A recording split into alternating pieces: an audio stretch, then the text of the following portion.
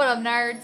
My name is Leslie Smith. Welcome to The Nerdy Narrative, a channel where I talk about all of the things that I read. Today, I'm going to talk to you about Disney's Stitch and the Samurai series, written and illustrated by Hiroto Wada. I am probably pronouncing that name incorrectly, for which I am terribly sorry. In the description box, I will have a link to the manga as well as the author. It'll be nice and easy for you to check these out if you're interested, but these are so cute. I have a dog in my lap, so I'm gonna see if I can get a little closer to the camera and show you guys these covers. They're so cute. The artist just absolutely nails Stitch and all of his expressions. I absolutely had the best time. I was smiling the whole time I was reading this. All that I've been able to locate are 3 volumes so far. They were published in 2021. The third one came out October 2021.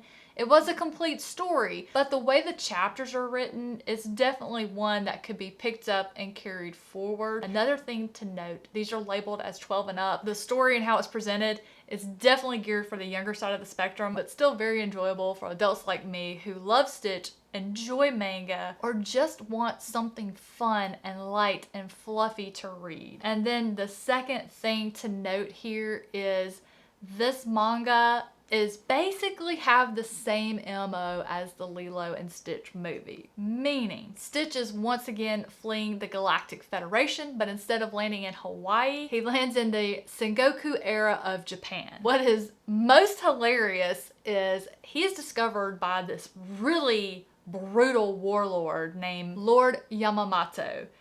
And Lord Yamato is on his way to go burn his rival enemy to the ground, but along the way, they see what they think is a shooting star, they feel the impact, they go investigate, and it turns out to be a blue raccoon.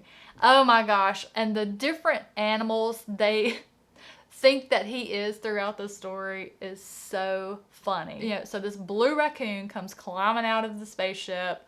Lord Yamato sees him and he is overwhelmed with wanting to pet Stitch and cuddle him and hug him that he forgets all about the fact that he's going to wage war on his enemy and burn him to the ground. Instead, it becomes all about getting Stitch to trust him enough to let him bring him home with him. And so begins the story and the many adventures that Stitch and the samurai have together as they learn a way to communicate with one another and just learn more about each other as individuals.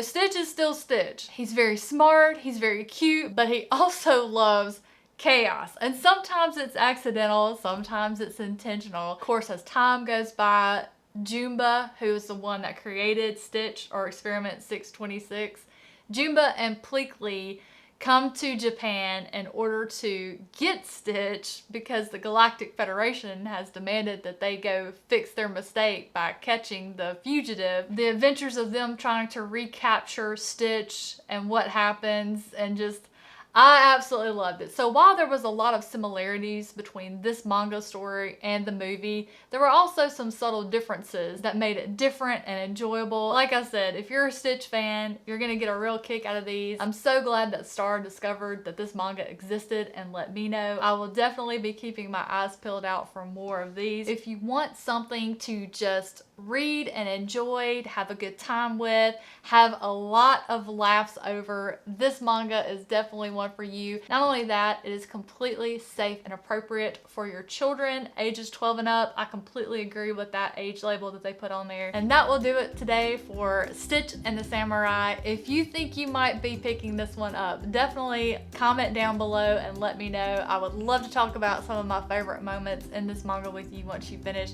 Guys, have a fantastic rest of your day, and I will catch you in the next one.